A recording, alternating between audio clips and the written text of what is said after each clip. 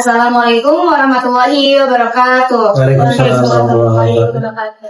Hai sobat-sobat Abah, kembali lagi di channel si Abah. Kali ini kami akan berdiskusi mengenai praktek teknologi syariah. Sebelumnya, perkenalkan nama saya Winda Febriani. Kami dari kelas 3B, Prodi Manajemen Fakultas Ekonomi dan Bisnis dari Universitas Islam Syekh Yusuf Tangerang. Saya Aulia Kulbi Khairiyah. Saya Lindi Aftafiani.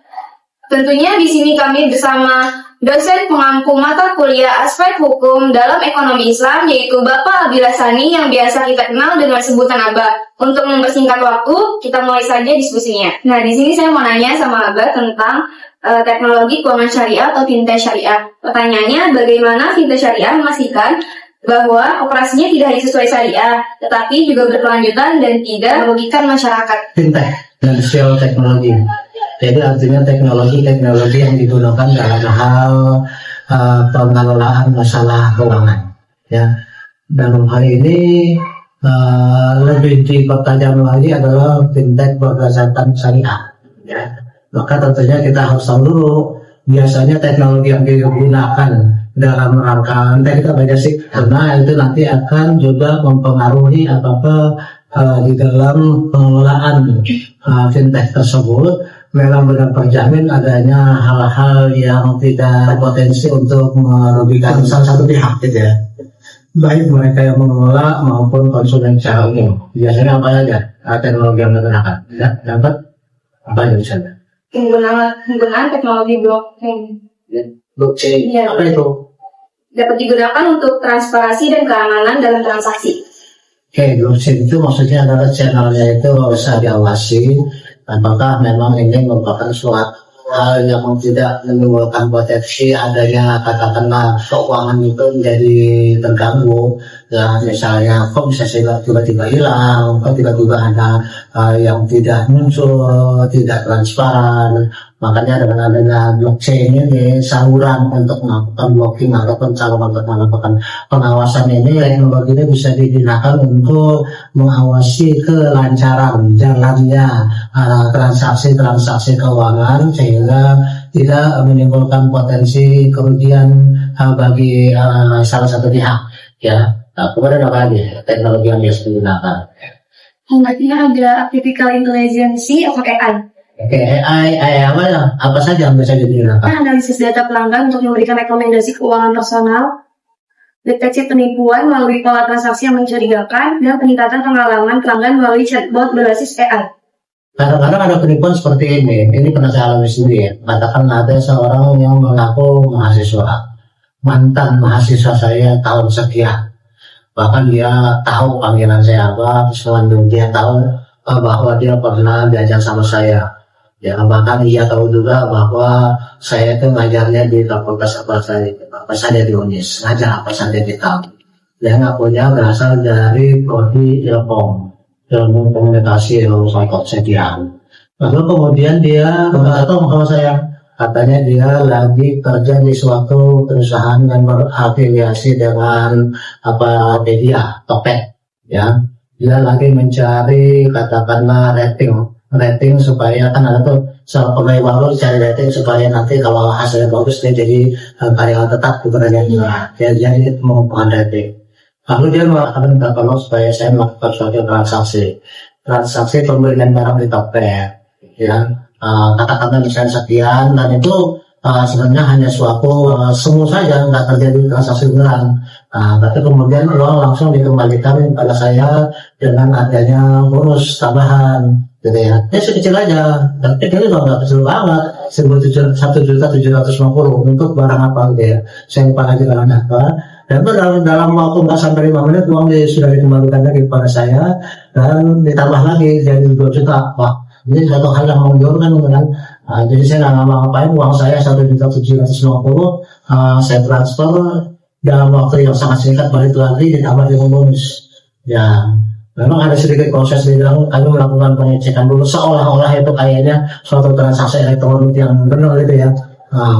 Setelah saya mengirimkan kepada suatu akun yang ada judul Tokopedia di situ. Transaksi kedua berlanjut. Ya. ada peningkatan. Yang tadi cuma 1.750.000, yang kedua ini sekitar 2,5 juta ya, 2,5 juta. Kemudian saya lakukan transaksi kedua, langsung balik lagi tambah lagi 250. Bahkan saya hitung-hitung tadi 1 juta jadi sekian, jadi sekarang 2 juta setengah jadi sekian. Kan berarti kita ngumpulin uang dengan cara yang mudah ya. Udah seolah-olah itu menggiurkan. Dan dia bilang dia harus menyelesaikan, saya dan dia harus menyelesaikan 6 tahapan, 6 transaksi yang makin lama jumlahnya makin lama makin tinggi gitu ya. 1, 2, 3, 4 ya, itu lancar dikembalikan. Transaksi yang kelima ini mulai nggak tanggung-tanggung, jumlahnya 9.800.000 rupiah. Dan begitu saya kirim 9.800.000 rupiah untuk transaksi yang kelima, itu tertahan. Jadi dia bilang saya harus menyelesaikan tahapan ke-6 dulu, baru kemudian semuanya dikembalikan. Yang tadi 9.800.000 ditambah dengan bonusnya, plus yang terakhir yang tahapan 6 itu 16 juta. 16 juta nanti tambahin bonus sekian. Jadi kalau saya total sekitar 28 juta. Tapi saya udah mulai curiga, kenapa harus tahan? Ya kan? Kenapa harus tahan? Kan bisa saja dikembalikan dulu, nanti yang 16 juta tahapan ke-6 saya selesaikan lagi. Ataupun saya jelas nggak mau kirim yang 16 juta, saya kembalikan dulu yang 9.800.000. Akhirnya juga bersikeras bahwa itu harus diselesaikan dulu baru dikembalikan. Kenapa Allah mau percaya sama saya? Saya kan mahasiswa yang gini-gini. Tapi saya sudah yakin ini penipuan ini. Saya nggak mau menyelesaikan yang keenam karena yang kelima aja belum tentu. Apa jaminannya nanti kan dibayar semuanya? Kalau ternyata begitu yang saya laksanakan berarti 5 depan wassalam. Ya kan? Yang kelima itu 9.800.000 ditambah dengan yang keenam juta, udah berapa itu? Ya kan? Udah 24 juta atau 25 juta. Dengan bonus-bonusnya berarti kan sekitar 27 juta ya. Tapi kan itu hanya hayalan. Makanya saya nggak mau, saya bersikeras. Wah, saya kena tipu ini. Jadi artinya pelajarannya bahwa kadang-kadang para penipu itu mungkin saja memang mahasiswa saya, tapi mungkin saja bukan mahasiswa saya, tapi dia menyelidiki dulu. Ya nanya-nanya mungkin sama mantan mahasiswa saya gini sehingga dia dapat datanya. Atau dia mungkin membobol saya punya data private saya entah dari mana ya kan. Nah saya nggak tahu bahwa saya ngajar apa aja, dari fakultas apa saja, tahun berapa gitu kan. Ya akhirnya saya udah kerugian saya berarti 9.800.000 dan itu nggak bakal balik lagi kan. Artinya di sinilah financial technology itu akan melakukan suatu pengawasan, jangan sampai ada suatu transaksi yang kelihatannya berpotensi untuk melakukan penipuan. Tapi yang jelas saya tertipu, yang jelas uang saya. Berarti dalam hal ini saya nggak tahu sebenarnya siapa yang menjawab terhadap pelaksanaan fintech dalam hal saksi perdagangan. Siapa sih yang menjawab? Ada? Pihak internal perusahaan Indonesia. Nggak bisa. Kenapa? Karena dalam hal ini saya mengadukan kepada Tokopedia, ya bahkan saya mengadukan kepada suatu lembaga Badan Perlindungan Konsumen Nasional. Ya, di situ kemudian saya mengadukan masalahnya. Katanya akan ditindaklanjuti berupa pertama kali melakukan penyelidikan dulu. Jadi akan dilakukan Zoom ya, melibatkan antara si orang itu ya, ada yang mantan mahasiswa saya itu, terus kemudian dengan pihak Tokopedia yang namanya dicantum. Karena bahwa orang ini memang atas nama Tokopedia atau orang-orang yang ngaku dari Tokopedia saja, penipu yang mengaku ada semua Tokopedia gitu kan. Tapi pada waktu dilakukan Zoom itu, kemudian dua pihak itu nggak datang. Sudah dilakukan Zoom oleh pihak BPHN ya, Badan Perlindungan Konsumen Nasional BPKN, dilakukan Zoom, dua orang ini nggak datang. Terus kemudian dilaporkan pada saya bahwa kedua orang itu nggak datang. Tapi mestinya begitu doang, nggak tindak lanjut, nggak ada sampai sekarang. Jadi lucu, ya artinya apakah kemudian penipuan itu hanya dipanggil melalui Zoom? Logika aja sih. Ya mana mau pada mereka datang. Artinya kan seharusnya ada suatu daya paksa yang membuat orang itu kemudian datang untuk memberikan penjelasan. Tokopedia kalau namanya memang dicatat seharusnya kan dia akan menyebutkan bahwa kami tidak terlibat dengan praktek itu, ya kan? Nah, begitu juga dengan orang ini, seharusnya kan dia juga memberikan klarifikasi kalau memang benar adanya gitu loh. Tapi nyatanya kedua pihak nggak datang dan dari BPKN sendiri kemudian masalah nggak ada lanjut. Saya jadi mikir, prosesnya seperti itu lucu banget saya bilang. Sampai berikutnya saya nggak punya kabar apa-apa. Jadi hanya sampai kepada pemanggilan melalui Zoom. Jadi dalam hal ini fintech itu ya teorinya memang seperti itu ya. Tapi kemudian di dalam pelaksanaannya saya akan sekali bukan hanya saya gitu. Mungkin sesama orang saya juga, mungkin yang di luar UNES, mungkin juga orang itu terus melakukan penjaringan korban baru dengan mengatasnamakan entah siapa, entah Tokopedia, entah UNES, entah apa, siapa korbannya. Karena memang tidak ada tindakan sih. Tidak ada apa-apa. Jadi wassalam menurut saya. Jadi dalam hal ini tentunya fintech itu teknologi tergantung orang kan. Kalau dia digunakan secara optimal, ya pasti saja teknologi itu hanya teori doang. Oh dia bisa begini melakukan suatu antisipasi terhadap kemungkinan adanya tindakan penipuan. Nah ini jelas-jelas penipuan, tapi nggak ada apa-apa. Saya jadi nggak tahu ngadu ke siapa lagi. Ya kan? Ngadu ke suatu lembaga yang jelas-jelas merupakan lembaga perlindungan konsumen, lalu kemudian cuma segitu doang tindak lanjutnya. Apalagi saya ngomong lagi yang adalah ujung-ujungnya akhirnya saya pasrah aja. Ya udah berarti ngomong pada diri saya 9 juta 800. Tapi kan 9 juta 800 itu bukan uang sedikit sebenarnya bagi kita ya. Iya, bagi dosen, bagi mahasiswa yang memang boleh dikatakan penghasilannya di minimum ya uang sedikit lumayan. Jadi kita dalam ini kembali lagi mau secanggih apapun ya tergantung orangnya itu juga tergantung regulasinya juga tergantung bagaimana penerapan tergantung berapa besar dia punya reward and punishment ya kan. Kalau pelaksananya tidak ada yang mengawasi, tidak ada reward, kalau misalnya dia berhasil tidak ada punishment, kalau dia gagal udah sama bohong, ya mau secanggih apapun cuma seperti itu. Oke, ada pertanyaan lain? Pak, saya mau tanya apa tentang peran ekonomi Islam dalam pembangunan sosial. Kan pembangunan ekonomi Islam dalam siapa? Perannya itu ada redistribusi kekayaan melalui zakat, infak, dan sedekah. Oke. Kita tahu bahwa Islam itu tidak mengajarkan kekayaan bertumpuk di satu golongan saja, seperti hanya pada kapitalisme ataupun sosialisme. Dalam kapitalisme, uang itu bertumpuk pada orang-orang kaya, kaum modal, kaum kapital. Dan justru orang-orang yang miskin itu tambah terjerat dengan adanya sistem riba. Jadi yang miskin itu boro-boro dibantu malah dijadikan objek untuk meningkatkan kekayaan dari orang kaya, ya kan? Nah, sementara dalam sistem sosialisme di mana semuanya dikuasai oleh negara, maka negara pun bertindak sesuka-sukanya dalam arti atas nama rakyat, tapi pada kenyataannya rakyat itu lebih banyak dirugikan karena semuanya tergantung pada penguasa negara.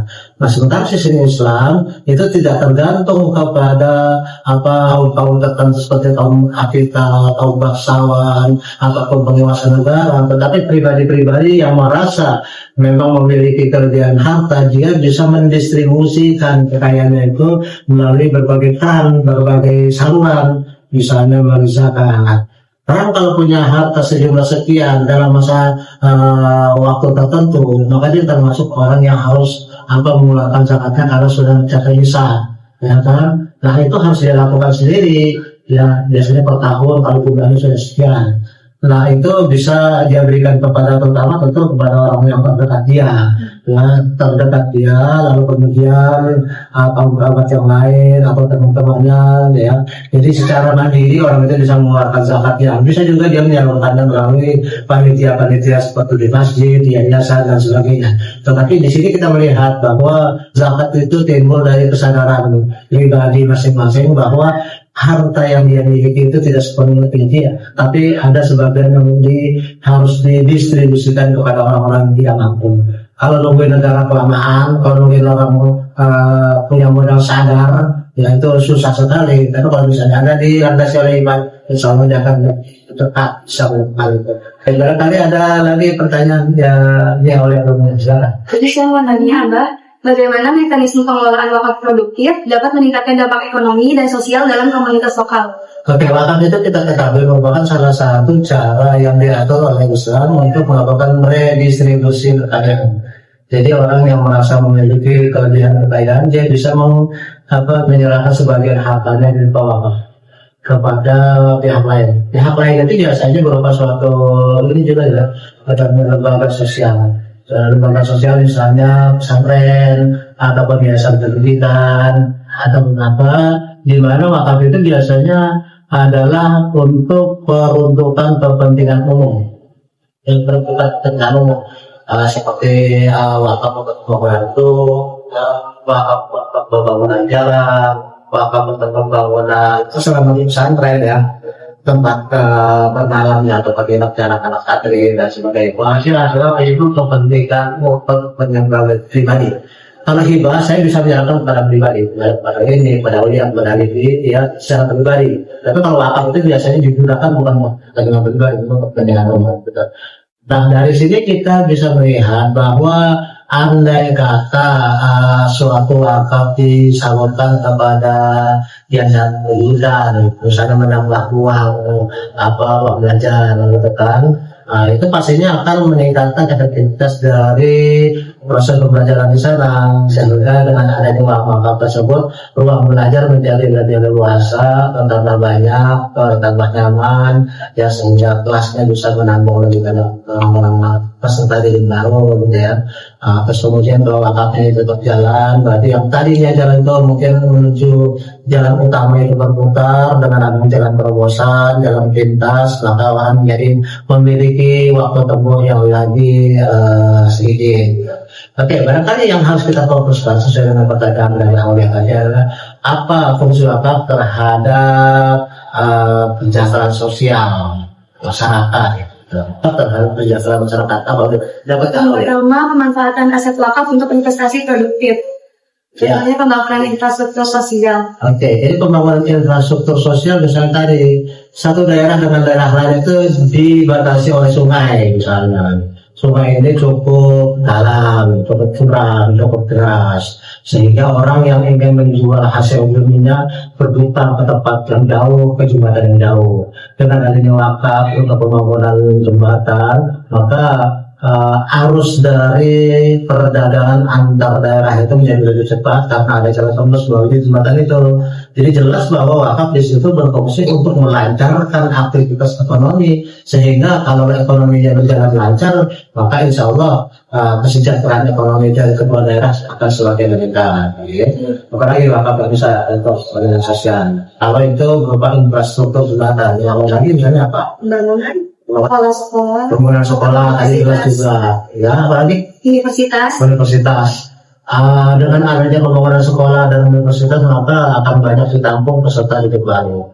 Ya kan suatu universitas yang mungkin daya tampung terbatas ya, karena jumlah mahasiswanya udah banyak tapi ruang kelasnya sedikit, dosennya sedikit dan sebagainya. Maka kalau dibangun suatu sarana yang baru akan bisa ditampung mahasiswa-mahasiswa tambahan, sehingga nanti bisa direkrut lagi dosen-dosen yang baru, sehingga kesempatan untuk belajar bagi masyarakat sekitar menjadi lebih luas lagi karena ada bertambahnya fasilitas pembelajaran di daerah tersebut.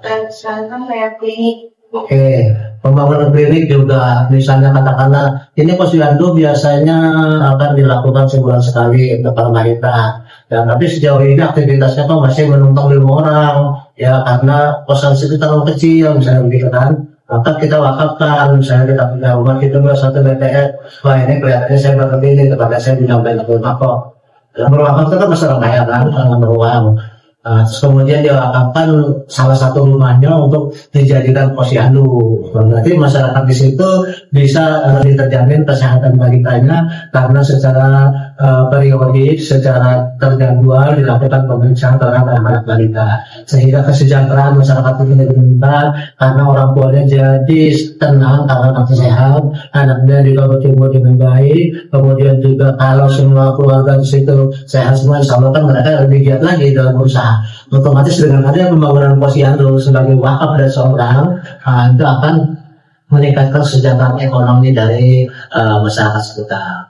Ya, jadi banyak sekali yang bisa kita lakukan. Pembangunan jalan, pembangunan gedung, pembangunan asrama, pembangunan posyandu, pembangunan jembatan dan sebagainya. Itu kalau dilakukan di tengah-tengah masyarakat, pastinya akan menambah kesejahteraan masyarakat, kata aktivitasnya makin bertambah, maka insya Allah ekonominya juga makin meningkat, kesejahteraan meningkat. Itulah fungsi dari wakaf. Ya, fungsi dari wakaf sebagai suatu peran dari redistribusi harta kekayaan sehingga tidak bertumpuk pada satu pihak saja dan tidak perlu menunggu dari pemerintah yang pasti birokrasinya panjang sekali. Itu juga kemungkinan ada katakanlah bocoran botol sana sini yang sehingga tidak maksimal. Tapi kalau dari pribadi orang-orang yang memang di harta lalu kemudian mewakafkan sebagian hartanya untuk kepentingan umum, untuk kepentingan bersama, insya Allah masyarakat akan lebih sejahtera. Wakaf berfungsi meningkatkan kesejahteraan ekonomi masyarakat.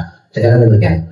Baik, kita tidak perlu juga barangkali yang sama-sama terlalu panjang lebar menceritakan suatu permasalahan, tapi intinya sudah bisa kita tangkap. Apa itu fungsi dari wakaf bagi kesejahteraan ekonomi masyarakat setempat?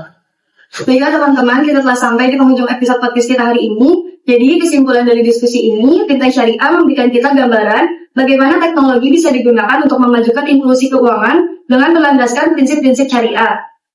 Sementara itu, peran ekonomi Islam dalam pembangunan sosial juga menegaskan pentingnya keadilan, kesetaraan, dan kesejahteraan untuk semua. Dan wakaf produktif merupakan konsep pengelolaan wakaf yang bertujuan untuk menghasilkan manfaat keberlanjutan bagi masyarakat. Jadi itu saja yang dapat kami sampaikan. Mohon maaf bila ada kesalahan kata. Jangan lupa di like, comment, and subscribe. Wassalamualaikum warahmatullahi wabarakatuh. Waalaikumsalam warahmatullahi wabarakatuh.